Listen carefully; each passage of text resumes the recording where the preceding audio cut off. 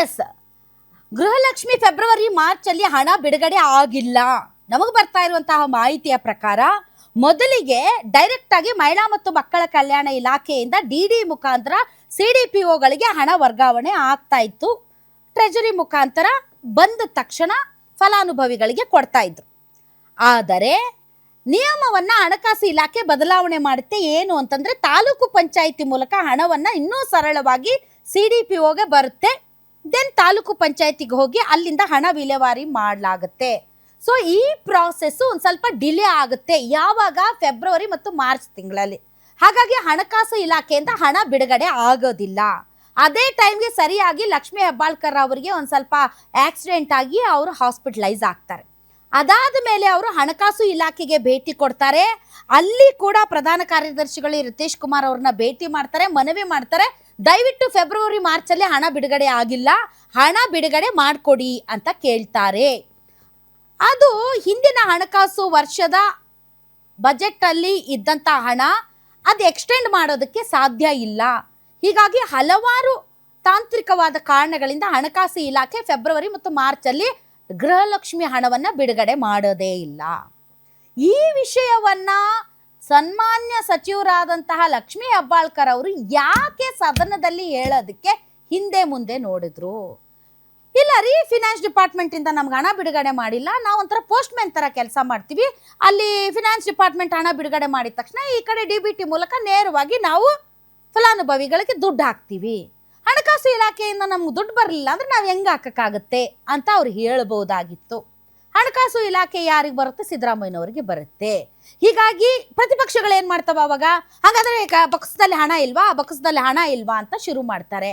ಇದು ಹೆಂಗೆ ಅಂತಂದರೆ ಮೊಸರನ್ನ ಕೋತಿ ತಿಂದ್ಬಿಟ್ಟು ಮೇಕೆ ಬಾಯಿಗೆ ಒರೆಸ್ತು ಅನ್ನೋ ಥರದಲ್ಲಿ ಹಣಕಾಸು ಇಲಾಖೆಯಿಂದ ಹಣ ಬಿಡುಗಡೆ ಆಗದೆ ಇರೋದನ್ನ ಮುಚ್ಚಿ ಹಾಕಿಕೊಳ್ಳೋದಕ್ಕೆ, ಅದನ್ನು ಹೇಳಲು ಅಲ್ಲದೆ ಕಳೆದ ಒಂದು ವಾರದಿಂದ ಲಕ್ಷ್ಮೀ ಹೆಬ್ಬಾಳ್ಕರ್ ಅವರು ಬರ್ಡನ್ನ ತಲೆ ಮೇಲೆ ಹೊತ್ಕೊಂಡು ಎಲ್ಲರ ಮುಂದೆ ಅಪರಾಧಿ ಎಂಬಂತೆ ತಮ್ಮನ್ನು ತಾವು ಬಿಂಬಿಸಿಕೊಳ್ಳುತ್ತಿದ್ದಾರೆ. ಯಾಕೆ ಅನ್ನೋದೇ ಅರ್ಥ ಆಗ್ತಾ ಇಲ್ಲ. ಒಂದ್ಸರಿ ಅಧಿಕಾರಿಗಳು ಹೇಳಲಿಲ್ಲ ಅಂತಾರೆ, ಒಂದ್ಸರಿ ನನ್ನಿಂದ ಲೆಕ್ಕಾಚಾರ ತಪ್ಪಾಗಿದೆ ಅಂತಾರೆ. ವೇರಾಸ್ ಅವ್ರು ಫೈಟ್ ಮಾಡ್ತಾರೆ, ಸಭೆ ನಡೆಸ್ತಾರೆ, ಹಣಕಾಸು ಇಲಾಖೆಗೆ ಹೋಗ್ತಾರೆ, ಅಲ್ಲೂ ಕೂಡ ಅಧಿಕಾರಿಗಳ ಜೊತೆ ಚರ್ಚೆ ನಡೆಸ್ತಾರೆ, ದಯವಿಟ್ಟು ಫೆಬ್ರವರಿ ಮಾರ್ಚದ ಹಣ ಬಿಡುಗಡೆ ಮಾಡಿ ಅಂತ ಬೇಡ್ಕೋತಾರೆ. ಆದ್ರೆ ಹಣಕಾಸು ಇಲಾಖೆಯಿಂದ ಹಣ ಬಿಡುಗಡೆ ಆಗಲ್ಲ. ಇದನ್ನ ಹೇಳೋದಕ್ಕೆ ಲಕ್ಷ್ಮೀ ಹೆಬ್ಬಾಳ್ಕರ್ ಅವ್ರಿಗೆ ತಡೀತಾ ಇರೋದು ಏನು ಮೇಡಮ್ ಅವರೇ? ಏನು ಸರ್ಕಾರ ಇಕ್ಕಟ್ಟಿಗೆ ಸಿಲ್ಕ್ಸೋದು ಬೇಡ, ನಾನೇ ಇಕ್ಕಟ್ಟಿಗೆ ಸಿಲ್ಕೊಂಡು ಒದ್ದಾಡ್ತೀನಿ ಅಂತಾನಾ? ಒದ್ದಾಡಿ ಯಾರು ಬೇಡ ಅಂದರು? ಇಡೀ ರಾಜ್ಯ ತಮ್ಮನ ಅಪರಾಧಿ ಎಂಬಂತೆ ನೋಡ್ತಾ ಇದೆ. ಇಡೀ ಸರ್ಕಾರ ತಮ್ಮನ ಅಪರಾಧಿ ಮಾಡಿ ಕೂತಿದೆ. ಸಿದ್ದರಾಮಯ್ಯನವರು ಏನೂ ಹೇಳ್ತಾ ಇಲ್ಲ, ಯಾರು ಏನೂ ಮಾತಾಡ್ತಾ ಇಲ್ಲ. ಲೆಕ್ಕ ತಪ್ಪಾಗಿದೆ, ಲೆಕ್ಕ ತಪ್ಪಾಗಿದೆ ಅಂತ ಹೇಳ್ತಿದ್ದಾರೆ ಹೊರತು ಒಬ್ಬ ಅಧಿಕಾರಿನೂ ಸಸ್ಪೆಂಡ್ ಮಾಡಿಲ್ಲ. ಎಲ್ಲವನ್ನು ತಮ್ಮ ಮೇಲೆ ಹಾಕ್ಕೊಂಡು ತಾವು ನೀಲಕಂಠನಂತೆ ವಿಷಕಂಠನಂತೆ ಕುತ್ಕೊಂಬಿಡಿ ತಪಸ್ಸಿಗೆ ಲಕ್ಷ್ಮೀ ಹೆಬ್ಬಾಳ್ಕರ್ ಅವರೇ. ಅಯ್ಯೋ ದೇವ್ರೆ. All right, okay. ಈ ಕುರಿತಂತೆ ಮಾತಾಡೋದಕ್ಕೆ ಅತಿಥಿಗಳಿದ್ದಾರೆ, ಬನ್ನಿ ಅವರನ್ನ ವೆಲ್ಕಮ್ ಮಾಡೋಣ. ನಮ್ಮೊಂದಿಗೆ ಇದ್ದಾರೆ ಬಿಜೆಪಿ ವಕ್ತಾರರಾದಂಥ ಉತ್ಕರ್ಷ್ ಅವರು.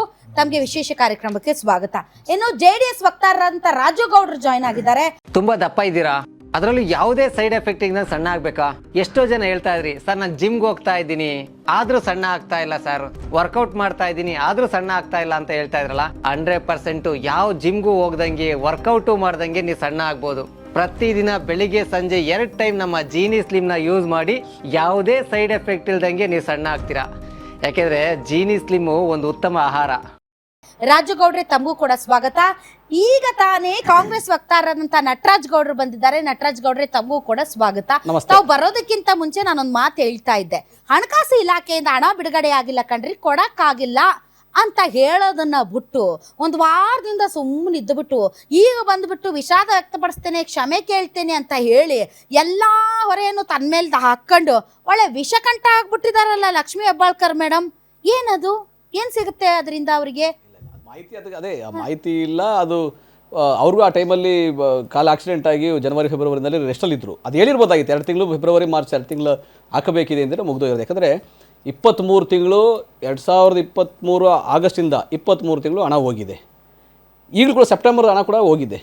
ಈಗ ಅದನ್ನ 23 ತಿಂಗಳು 28 ತಿಂಗಳಲ್ಲಿ 23 ತಿಂಗಳು ಹಾಕಿದೀವಿ ಅಂತ ಲಕ್ಷ್ಮೀ ಹೆಬ್ಬಾಳ್ಕರ್ ಅವ್ರು ಸದನದಲ್ಲಿ ಹೇಳಿದ್ರು. ಲೆಕ್ಕ ಕರೆಕ್ಟ್ ಆಗಿ ಹಣದ ಲೆಕ್ಕಾಚಾರ ಕರೆಕ್ಟ್ ಇದೆ, ಕಂತಿನ ಲೆಕ್ಕಾಚಾರ ಕರೆಕ್ಟ್ ಇದೆ. ಆದರೆ ಮಿಸ್ಸಿಂಗ್ 2 months ಪ್ರತಿಪಕ್ಷಗಳು ಕೇಳ್ತಾನೆ ಇದ್ರು, ಇನ್ಸಿಸ್ಟ್ ಮಾಡಿ ಕೇಳಿದ್ರು.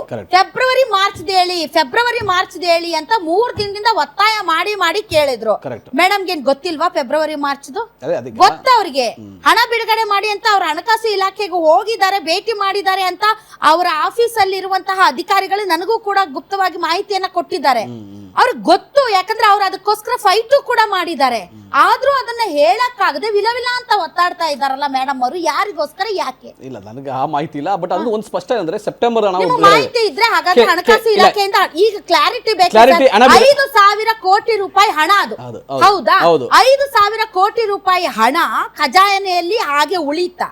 ಯಾಕಂದ್ರೆ ಅದು ಈ ಹಿಂದಿನ ಹಣಕಾಸು ವರ್ಷದ ಒಳಕ್ಕೆ ಬರುತ್ತದು, ಹೌದಲ್ಲ ಸರ್? ಅದು ಹಂಗೆ ಉಳಿತಾ? ಅದನ್ನ ಬೇರೆದಕ್ಕೆ ಬಳಸಿದ್ರ ಅಥವಾ ಇಲ್ಲ ನೀವು ಫೆಬ್ರವರಿ ಮಾರ್ಚ್ ಅಲ್ಲಿ ಹಣ ಬಿಡುಗಡೆ ಮಾಡಿದೀರಾ, ಮಾಡಿದ್ರು ಅದು ಅಕೌಂಟ್ಗೆ ಹೋಗಿಲ್ವಾ? ಕ್ಲಾರಿಟಿ ಕೊಡಿ. ಇಲ್ಲ, ಅದೇನಂದ್ರೆ ಪ್ರತಿ ತಿಂಗಳು ಹಣ ಬಿಡುಗಡೆ ಮಾಡಕ್ ಮುಂಚೆ ಫೈನಾನ್ಸ್ ಡಿಪಾರ್ಟ್ಮೆಂಟ್ಗೆ ಇವರಿಂದ ಪ್ರಪೋಸಲ್ ಹೋಗುತ್ತೆ, ಹಣ ಬಿಡುಗಡೆ ಆಗತ್ತೆ. ಇದು ಇಲಾಖೆಗೆ ಬಿಡುಗಡೆ ಆಗಿರೋದಿಲ್ಲ. ಈ 5,000 ಕೋಟಿ ತಾವೇನು ಹೇಳ್ತಿರಲ್ಲ, ಅದು ಇಲಾಖೆಗೆ ಬಿಡುಗಡೆ ಆಗಿರೋದಿಲ್ಲ, ಫೈನಾನ್ಸ್ ಡಿಪಾರ್ಟ್ಮೆಂಟ್ ಅಲ್ಲೇ ಇರುತ್ತೆ. ಹಂಗಿದ್ಮೇಲೆ ಏನ್ ಮಾಡ್ಬೇಕು ಅಂದ್ರೆ ಫೆಬ್ರವರಿ ಮತ್ತೆ ಮಾರ್ಚ್ ಅವೆರಡು ತಿಂಗಳದ್ ಮಾತ್ರ ವಿಶೇಷವಾಗಿ ಮುಖ್ಯಮಂತ್ರಿಗಳ ನೋಟ್ ಹಾಕೊಂಡು ಅಥವಾ ಕ್ಯಾಬಿನೆಟ್ ಅಲ್ಲಿ ಇಟ್ಟು ಅದನ್ನ ಹಣವನ್ನು ಬಿಡುಗಡೆ ಮಾಡಿಸಬೇಕಾಗತ್ತೆ. ಅದನ್ನ ಮುಖ್ಯಮಂತ್ರಿಗಳು ಆಲ್ರೆಡಿ ಹೇಳಿದ್ದಾರೆ, ಹಣ ಬಿಡುಗಡೆ ಆಗತ್ತೆ ಅಂತ. ಆಗಿಲ್ವಾ? ನನಗೆ ಬೇಕಾಗಿರೋದು ಈಗ 5,000 ಕೋಟಿ ರೂಪಾಯಿ ಹಣವನ್ನ ಲಕ್ಷ್ಮೀ ಹೆಬ್ಬಾಳ್ಕರ್ ಅವರು ನುಂಗಿ ನೀರು ಕುಡಿದಿದ್ದಾರ ಅನ್ನುವಂತ ಚರ್ಚೆ ಆಗ್ತಾ ಇರೋದ್ರಿಂದ ನನಗೆ ಅದ್ರ ಬಗ್ಗೆ ಕ್ಲಾರಿಟಿ ಬೇಕು. ಮೇಡಮ್ ಅವರ ಇಲಾಖೆಗೆ ಹಣ ಹೋಯ್ತಾ? ಖಂಡಿತ ಇಲ್ಲ. ಹಣಕಾಸು ಇಲಾಖೆಯಿಂದ ಹಣ ಬಂದೇ ಇಲ್ಲ, ಅದು ಹಣಕಾಸು ಇಲಾಖೆ. ಹಾಗಾದ್ರೆ ಅದು ಈ ಪ್ರಸಕ್ತ ಸಾಲಿನ ಹಣಕಾಸು ವರ್ಷಕ್ಕೆ ಬರಲ್ಲ. ಇಲ್ಲ, ಅದನ್ನ ಚರ್ಚೆ ಮಾಡಿ ಬರಲ್ಲ. ಹಾಗಾದ್ರೆ 5,000 ಕೋಟಿ ಹಣವನ್ನ ಬೇರೆ ಉದ್ದೇಶಕ್ಕೆ ಬಳಸ್ಕೊಂಡ್ರ? ನೋಡ್ರಿ, ಹೆಣ್ಣು ಮಕ್ಕಳ ಹಣನ ಇಲ್ಲ ಬಳಸ್ಕೊಂಡಿಲ್ಲ. ಶಾಪ. ಈಗ ನೀವೇನೇನೋ ಹೇಳಕ್ ಹೋಗ್ಬೇಡಿ, ಆತರಲ್ಲ. ಗೊತ್ತಿಲ್ಲ, ನಿಮ್ಗೆ ಗೊತ್ತಿಲ್ಲ. ನೋಡಿ, ಇಡೀ ದೇಶದಲ್ಲಿ ಕರ್ನಾಟಕ ರಾಜ್ಯ ಏಕೈಕ ರಾಜ್ಯ. ಕೇಳಿ, ಈಗ ನೀವು ರೀಲ್ಸ್ ನೋಡ್ತೀರಾ? ನೋಡಲ್ವಾ? ಸುಮ್ನೆ ರೀಲ್ಸ್ ನೋಡಿದವ್ರೆ ಇಲ್ಲ. ನಿಮ್ದು ಸೋಷಿಯಲ್ ಮೀಡಿಯಾದಲ್ಲಿ ರೀಲ್ಸ್ ಗ್ಯಾರಂಟಿ ಚಾನಲ್ ನೋಡ್ತೀನಿ.